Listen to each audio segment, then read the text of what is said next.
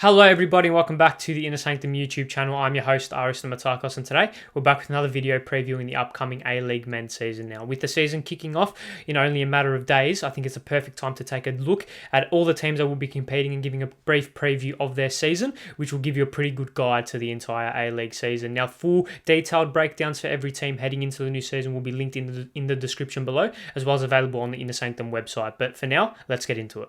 So let's kick things off, shall we, with Adelaide United. Now, when we look at Adelaide United's campaign last season, they finished fourth on the league table with 12 wins, 7 draws and 7 losses. They beat Central Coast in the quarterfinals before losing out to Melbourne City in the semi-finals 2-1 on aggregate. I think we all remember that game, especially the second leg where Jamie McLaren scored the winner for the hosts in the second leg. Their biggest ins for the season, I think you can say, could be Ben Warland or even Craig Goodwin. I think the latter is probably the more marquee signing in a sense because of what he offers up front. Of course, he's very well liked down at Cooper Stadium, and he will provide that spark and that talent up front, which at times they lacked last season. Their biggest outs, well, there's a couple to choose from. I think you look at the likes of Kashini Yenji, who really provided that spark last season and could prove himself to be a pretty good player at this level. So to lose him is a little bit disappointing, as well as Nathan Konstantopoulos, Jacob Tratt, and Michael Jakobsen as well, 3 players who I think Adelaide would have preferred to kept for depth purposes, but they don't have them this season, so it'll be interesting to see how they go.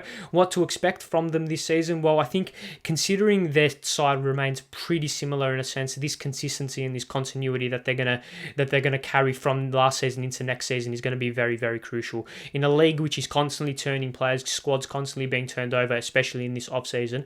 Having that consistency between seasons with the same squad is also going to be very, very valuable for them. We've seen in the last couple of seasons Adelaide can be a little bit inconsistent in terms of their form, so being able to sort that out would be a massive tick for them this season. Now, to climb up the ladder, because 4th position is still very good, but I think Adelaide have the aspirations to get higher up on the ladder and to go deep in finals. They need to start to bridge that gap, like I said, with the inconsistency of being very good and very poor. If they can start to bridge that gap, then that's when we can really see them climbing up the ladder and going deep into finals. Now, when we look at their starting 11, you can expect them to start in a 4-2-3-1 sort of system with that double pivoting midfield of Isais and Wande being really, really crucial to the way they play. Goodwin provides some spark, and Ibusuki being that number 9, being that man to carry the brunt of the goals in a sense, will be their main avenue for success and will be the main focal points for their team this season. Let's move on now to Brisbane Roar, and their season last year was something that everyone would want to forget, especially if you wear the Brisbane Roar shirt. They finished in 11th place, only 1 place above the Wooden Spooners, and they finished with 7 wins, 5 draws and 14 losses. That simply just is not good enough, and they've made the additions to try and fix that. Their biggest in this season, without a doubt, is Charlie Austin. Now, he's someone that is going to need to provide that individual brilliance that we've seen in the Australia Cup so far in the games that he's played, but also just to carry that expectations, carry those standards that he will undoubtedly bring to that team. When we look at their biggest out, there wasn't really anyone notable. They did lose their Argentinian import, Juan Lescano, last season, or in the coming season. They have lost him for this season. He scored 6 goals in the campaign last year, so replacing him with Austin isn't really the biggest loss in the world. When we take a look at what to expect from them this season, well, if the Australia Cup campaign is anything to go by, where they made the semi-finals and being knocked out by Sydney United, Warren Moon is going to want to set up in a 4-4-2 formation, being very strict, being very disciplined in defence. And we take a look at those 14 losses last season, there's no surprise that Warren Moon is going to want to set up in this way to really shut down teams, really play very compact and grind out results. That's going to be their main modus operandi in a sense. And while they don't have the best centre-backs or the best defenders in the world, if they just set up with 2 banks of 4, pretty solid, strict and confident formation in a way that they're going to set up, then the likes of Austin up front, the likes of Hoare and Mila Juzanic as well, those individual brilliance from those players that they can offer, that's going to be what's going to get them results this season. Now, don't expect anything too big from them this season. I think with Austin, they might be able to pinch a few more wins than potentially they shouldn't, but this should be a good building season for Brisbane Roar to just get those foundations set, and then hopefully the season after and the season after that, that's when we can really see them make a run into the finals. But for this season, it's going to be pretty strict, pretty compact, pretty grind out result type season for Brisbane Roar, and I don't think they're going to be too entertaining, but as long as they get results, I'm not sure their fans will matter. Let's move on now to Central Coast Mariners, and when we take a look at their campaign last season, it was much better than what we have just seen with Brisbane Roar. They finished in 5th place with 12 wins, 6 draws and 8 losses. They lost in the quarterfinals to Adelaide United 3-1, but last season they had a lot of highlights with certain players and a lot of highlights in their system, so it was a pretty good campaign for them last year.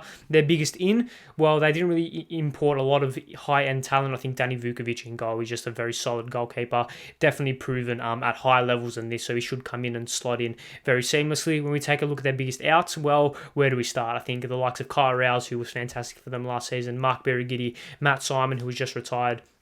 These players have been stalwarts for them for a couple of seasons. And then you have Marco Arena and Oli Bozanic as well, 2 players who offered something for Central Coast last season. When we take a look at what to expect for them last year, having that big turnaround last season compared to the season before that, that's obviously going to have some fans' expectations change. It'll be interesting to see where Nick Montgomery's side will place this season. I think when they're having kept the likes of Grand Qual for this January, or for this period up until January, is going to be a big asset for them, and I feel like it's just going to be a little bit of a waiting game to see where they're able to go. Now, with Grand Cole last season, they definitely have the firepower to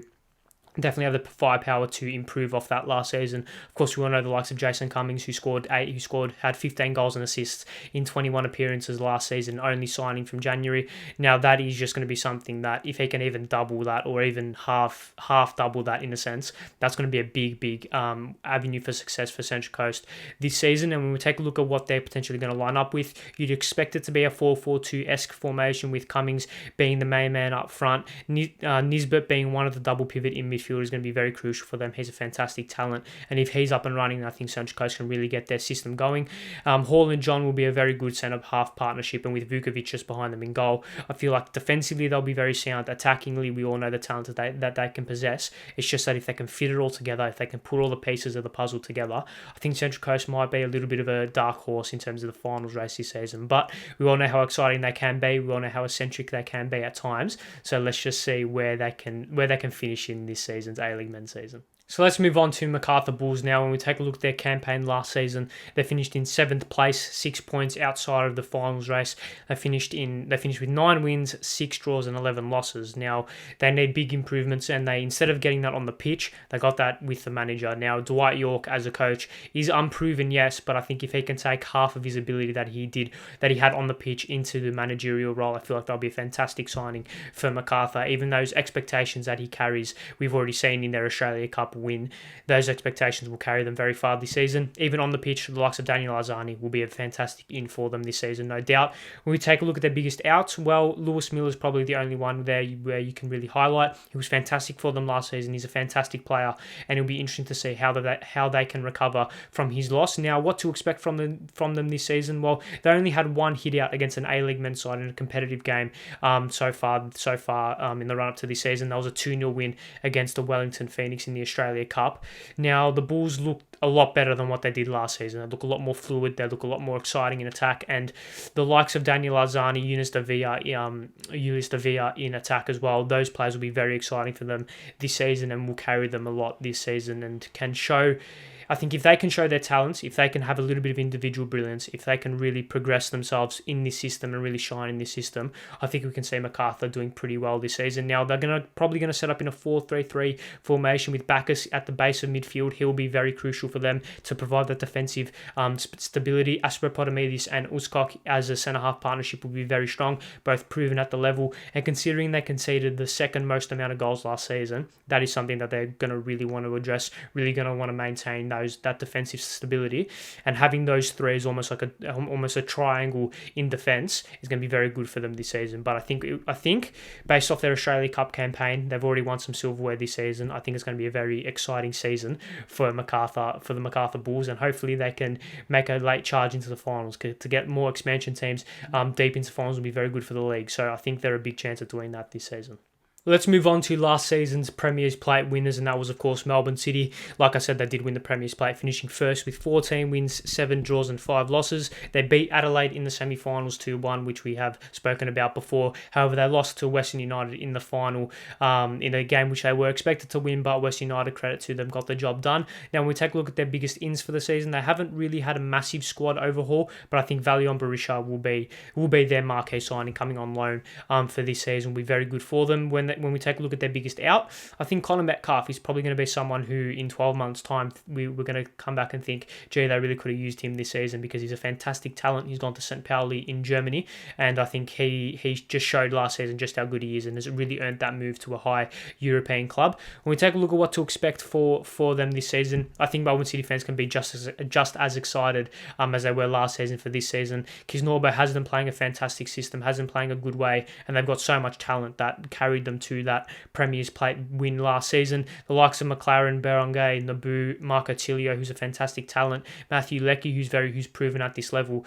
These just individual players who can provide so much brilliance is going to be something that will make a lot of Melbourne City fans very excited. Now, despite their round of 16 departure from the Australia Cup, I think it's going to be a season where Melbourne City can expect themselves to be very deep in the finals race, expecting themselves to be within that semi-final, within that final area, and especially finishing top 3 minimum in the regular season. Now, a 4-4-2, 4-2-3-1 system was going to be more than likely deployed with McLaren, Leckie, Nabu, Tilio. They're going to be your four strikers in a sense. They're going to be the 4 players that will look to excite fans, look to score the goals, and look to really take this Melbourne City side one step further than what they achieved last year. Whether or not they can do it, because there's a noisy neighbour that we're going to touch on next that might have something to say about that. But I think Melbourne City can expect to have a very good season this season, just like they had last year.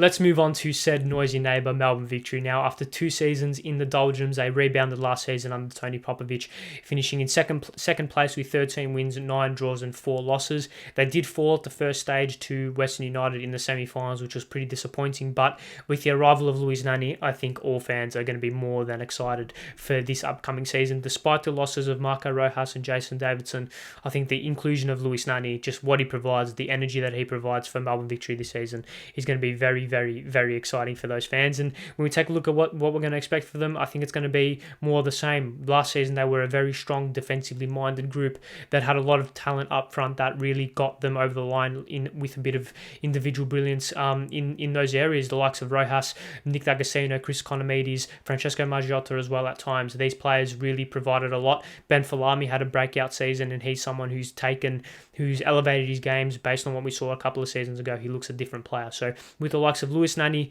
adding to that system with the double pivot of Rai Marchand and Brillante, it seems like a lot is clicking for Melbourne Victory based off last season. And if they can improve what they showed from last season to this season, I think it's going to be very, very interesting to see what they have to say about the other Melbourne clubs who performed well last year. The likes of Jacob Brimmer, who had a fantastic season last year, is going to need to find that form again, playing in that number 10 role in the 4-2-3-1 system. He's very, very crucial to the way Melbourne Victory play. So if he can find that form, if Ben Falami can find that form, if Luis Nani can live up to expectations, if Nick D'Agostino can really take that mantle as being the number 1 striker, I think Melbourne Victory will have a very good season, go deep in finals, and it looks to be a Melbourne-centric top 4, top 3 race, which is going to be very interesting to see. But it's good to see Victory back to where they have been for so long after a couple of seasons in the doldrums. But it's going to be interesting to see whether or not they can finally make that jump back to where they belong this season. Let's move on to the Newcastle Jets, and last year they finished in 9th place with 8 wins, 5 draws and 13 losses. Now, this win-loss record isn't too indicative of what they were last season. They were the excitement machines of the competition, and I think we'll touch on that in a little bit, just how exciting they were to watch. But when we take a look at their ins, I think Rene Piscopo, Carl Jenkinson and Brandon O'Neill, they're the 3 players that Newcastle fans will be looking to this season to take them to that next level. Granted, the outs of Daniel Pena and Valentino Yule, 2 players who were very crucial to that attacking system last season, will hurt them, and we've already seen in the Australia Cup games that they have played, the loss of Pena in particular hurt them a little bit. They haven't really found their same system without him, but I think as time progressed, as they can get more used to the system without him, I think it should be all fine. With Arthur Papas' system, we saw it last season. It's high tempo, it's high energy, it's high octane, it's pressing really high, it's exciting football, and I think we're going to see that carry over into this season. Having utilised the 4-2-3-1 system last year, I think they're going to carry that over into this season, and playing this trademark possession football is going to be what we're going to see from them. From what we're going to see from them this season, we shouldn't really expect anything different. We shouldn't really expect anything to change in terms of the way that they play in possession. Out of possession, they might want to change things up. They were a little bit leaky at times, especially with their defence. So changing a little bit of their structure out of possession might be something that Arthur Pappers will be looking for. But in possession, I think they're going to be pretty similar to what they were last season. Like I said, that 4-2-3-1 system with Mikkel Tadze up front, with Piscopo, Sotirio and Trempahaja in behind, going to be very exciting for them. Very, very exciting. Jenkinson and Hoffman as either fullbacks, bombing on, creating almost like a 7-man attacking system, 8-man or 6-man attacking system, I should say. It's going to be very, very interesting to see how they can perform this season, and whether or not they can take that exciting football in possession, tweak their little bit of structure out of possession, and create a pretty good team that can challenge in finals this season. I can't wait to watch them play. If they're going to be anything like last season, they're going to be another side which you can't miss them whenever they play their game. It's going to be very interesting to see. Let's move on to the wooden spoons of last season, Perth Glory. Like I said, they did finish in last place with 4 wins, 6 draws, and 11 losses. Very disappointing season. They're going to want to look to rebound this season, and with the likes of Mustafa Amini coming in, I think that's going to be very good for them. I think he's a player who's played at a high level before, knows exactly what it's about to rebuild a team, to be a real crucial part of a team, and I think he should be a very good signing for them this season. We take a look at their biggest outs. I think Josh Warland is going to be a player who, they will miss, but I think they should be able to recover from, in a sense, hopefully. Well, they're going to need to recover from him if they're going to want to move themselves up the table and get themselves off the bottom place. Now, after turbulent seasons, Zakovic will be looking to get the club back to where they belong, in a sense, where they have been in the last couple of seasons. And defensively, the side is going to want to look to be a lot more sturdy than what they were last season. Only having 5 clean sheets, that's just not good enough. They brought in some experienced players from England. They brought in some experienced players in the defence in particular, and that is going to be a very, very crucial part for Zakovic this season. If they get that area of the game right, then everything should be able to rebound and should be able to stem from there.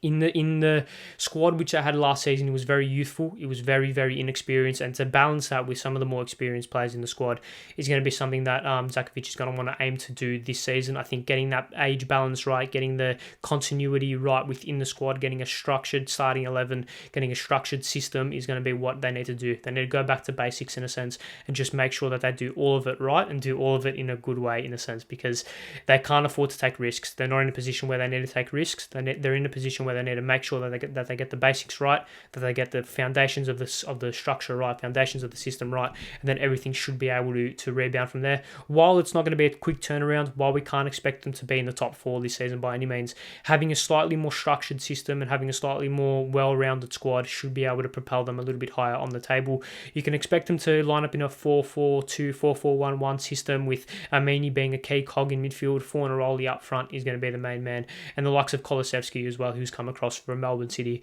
shadowing Fornaroli, in a sense, will provide some spark that they really need. And the likes of Liam Reddy in goal will need to be reliable and will need to be good this season, because they can't afford to leak unnecessary goals, which they did last season. So while it's not exactly a exciting season to be a Perth Glory supporter, I think they're going to progress up the table and be a little bit better than what they were last season.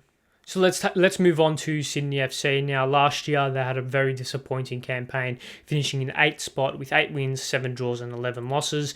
Something that we haven't really seen from Sydney at all in the last couple of years. Is a very disappointing season. They fell out of finals, which is something that they had achieved for, it seems like, forever, based on how successful they were in the previous seasons. Their biggest in for this season is probably Jack Rodwell, coming across from local rivals Western Sydney.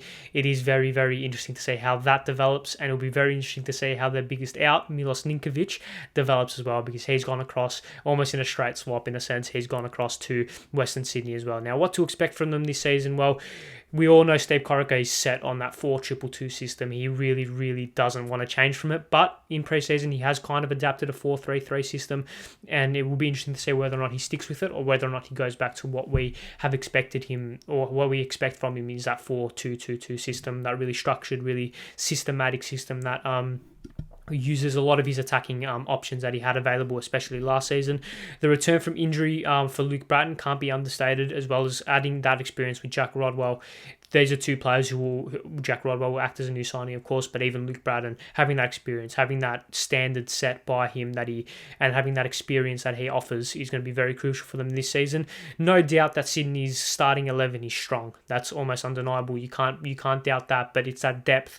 When they get a couple of injuries, how can they rebound off that, and whether or not they're able to recover from any injuries that they might get. Now, when we take a look at their starting 11, is it going to be a 4-3-3 or 4-2-2? Who really knows? We all know that Grattan, Caceres, and Yazbek are going to be three players who should feature prominently regardless of the system, just because of how good they are. Rodwell will fit in as a utility style player, can play in central midfield, can play even in attacking midfield, but can also play as a centre back. It'll be interesting to see where he develops. And Lafondra, like always, is going to be the main man for them this season. He's a known goal scorer, proven goal scorer, has the leadership, has the experience. He really needs to step up this season if Sydney are going to rebound to get back into the finals, and get back into finals contention. And I think they should expect that from their side this season. I think last year was a little bit of a blip. Last year was a little bit of a season where they had to recalibrate a lot of things. But I think Corica has shown that he can get this side into finals. They definitely have the talent to get into finals. They just need to make sure that everything pulls together, all the pieces of the puzzle can fit in at once, and then they can make a charge into finals, because once they get there, I think they're going to be very dangerous regardless of where they finish. Let's move on to the Wellington Pheonix, and last year they had a pretty good campaign, finishing in 6th place with 12 wins, 3 draws and 11 losses. That's something that they're going to want to change immediately, in a sense. Those 11 losses, turn 3, 4, 5 of those into draws or even into wins, and immediately they'll go up the table. And I think some of those close losses that they had last season, turn them into draws, those points will go up straight away. They add up and they can really propel themselves higher in the league. They lost to Western United in the quarterfinals, who, based on what they did, what they ended up doing, Western United, I think it's a pretty good result in retrospect. Their biggest in, probably Bosna Crave. I think I'm pronouncing that right. He should provide a lot of attacking spark this season and should be a very good player at this level. When we take a look at what their biggest out is, I think Reno Piscopo is probably going to be their biggest out, someone who's entrenched in that Wellington system, who has played there for quite a few years. He's someone who Wellington are going to need to move on from and kind of substitute him out from, in a sense, and really develop their game style without him. I think they will be able to do that, and we've already seen that game style be very good this season, in a sense, already beating Melbourne City in the Australia Cup. That scalp that they have early on this season will give them a bucket load of confidence that they will carry into this season, meaning like thinking that they can really beat anyone on their day. Now, the likes of Barbarouses and Steven Ugarkovic, who they've brought in this season, are going to be very good for them. They're going to be very good players in terms of the experience that they offer, in terms of what they can offer at this league, or at this level in particular. So having those players who have done it before, who have done it in good teams, having that experience will be very good for them. We all know if they're going to be a serious contender, their attacking threats are going to need to really hit the score sheet early and hit them consistently as well. They're going to need to come out of the blocks firing. They're going to come out of the blocks quickly and really surprise a few teams. How Wayne, Barbarouses and Crave all gel together, it's going to be very interesting to see. We all expect Wellington to operate in a standard 4-4-2 formation with pace up front, solid defence, 2 banks of 4, which will be very stringent in a sense, very strict in what they're able to do. And then Talai is going to let their attacking players really just dominate and really allow them to express their talents on a personal level, and hopefully they can all gel together. 6 home games in their first 8 games is a massive thing for them. They really need to make the most out of them. That's another reason why they need to start out of the blocks quickly and really surprise a few teams. But when we take a look at them this season, I think they should make finals. I think they should replicate what they did last season and maybe go one step further and really challenge some of the big dogs in the competition. Let's move on to the penultimate team of this league, Western Sydney Wanderers. Now, we all know the upheaval that they've gone through in the last couple of years, but it seems like they're finally getting a bit of structure within their club. Last season, they finished 10th with 6 wins, 9 draws and 11 losses. Now, they needed to bring in a couple of big inclusions, and getting Milos Ninkovic across from their local rivals is going to be massive. It's going to make the derby very tasty, to put it that way. And he also, despite his age and despite him getting on a little bit, I think he does have a little bit of quality left. He does have a little bit of talent talent that he can produce, and if his minutes are managed, if he's able to maintain his body and maintain his fitness, I think he's going to be a pretty good player for them this season. Also, Marcelo Guedes, who has now become club captain, is going to be very crucial for them. He needs to hit the ground running, he needs to perform, and he needs to set the standards. I mean, he's been given the captaincy, so you expect that he's going to do that. Take a look at their biggest outs. I think Keanu Bacchus and Jack Rodwell, two players who played in midfield for them last season, it's going to be big for them to replace both of them, both fantastic talents, both fantastic leaders as well. So it's going to be interesting to see how that develops. With the club going through a rebuilding phase, 19 new signings and 17 outgoings, it's going to be very interesting to see how they all gel in a sense. They haven't made finals since 2016, 2017, and this is something that they're going to need to do quickly, because we all know when they came into the league, they hit the ground running. They made a couple of grand finals. They've made finals consistently when they were first in the league, having not made it in for the best part of 6-7 years. It's going to be very, very interesting to see how the longer they go without a finals win, or without a finals appearance, I should say, how that hurts the psyche of the club, how that hurts the mentality of the club. But the team will, considering how much upheaval there has been in terms of their squad, it's going to be interesting to see how they can. What system they're going to develop with, in a sense, what system they're going to go with. I don't expect anyone to have high expectations of them this season. I think it's pretty unfair to expect them to finish in the top four, or to even get into like the semi-finals, grand final. It's just going to be a season of foundation building for Western Sydney. The likes of Lawrence Thomas in goal is a good addition. Ninkovic, shadowing Kashini Yenji up front is going to be very good for them. I think they're going to operate in a 4-2-3-1 system. I think that's what they're going to do. It's a pretty good system to find your base, find your system, and to really build your foundations off. But what we're going to expect from Western Sydney this season, I should say, is a team that needs to find what they are, find their brand, find their identity, find what they are as a football team, and then the season after, that's when they can build on it. That's when they can add the little cherries on top, and that's when they can make their finals push. But I think it's going to be a season of rebuilding for Western Sydney on the pitch. Hopefully that they can get back to where they have been in years gone by. Let's finish up this season preview with the team that won the championship last season. Western United, they finished third in the regular season with 13 wins, 6 draws and 7 losses, but they went on a 3-game winning streak, beating Western United, both Melbourne clubs, with Melbourne Victory in the semi-final and Melbourne City in the final. It was a fantastic achievement, fantastic feat for a side only 4 years into their existence. Fantastic achievement, and I think they're going to build off that and really make sure that it wasn't a one-season wonder, wasn't a fluke. We all know they're going to make sure that they're going to be here to stay for a couple of years now. When we take a look at their biggest ins, they really haven't made a whole lot of changes. I think keeping Pheonix is probably their biggest signing in a sense. We all know he was rumoured to leave, but keeping him is going to be very important. And I think James Troisi, while he isn't where he was maybe 4, 5, 6 years ago, I think having him in the squad, having him as an option is going to be very good for them. We all know the talent that he can produce on his day. He's a fantastic footballer, especially at this level. Now, biggest out, well, they didn't really have any major outgoings. I think Jerry Skatidas, I think that's how you pronounce his name. We don't really know how much that's going to impact Western United. We all know he made a couple of appearances last season, but having that midfield depth is pretty handy. So losing that is going to be interesting to see how that develops. But they'll definitely walk into this season with all the confidence in the world. They know what they've done last season. They know they want to prove to everyone it wasn't a fluke. Keeping the likes of Pheonix and having the likes of Lockie Wales, Dylan Wenzel-Halls, Stephen Lustica, Connor Payne, when they're all fit, when they're all firing, they're going to be a very dangerous proposition. Now, this attacking, the attacking core that they had last season, that was probably the only blemish on their record. A lot of 1-0 wins, especially early on in the season. So if they can start turning those 1-0 wins into 2, 3, 4-0 wins and start putting their foot on the throat of some teams, they can become a very, very dangerous opposition. And this squad has a great balance of youth and experience. I think that's why they were able to go so deep last season. You had the youthful exuberance, but you also had the experienced heads guiding everyone. With that 4-2-3-1 system, with Pheonix and Lacroix being your bookends as a striker and as a centre-back, it's going to be very hard to go past them in terms of being the best players in the league of either of those positions. Lustica and Kilkenny in midfield would be very, very crucial as well. So it's going to be very interesting to see what they can do this season. I think they're going to go pretty close to going back-to-back. I think the talent's there, the structure's there, the system's there. And so only if they can put it all together and get all those puzzle pieces in the right place place at the right time, but they've got the talent. Everything's there for them.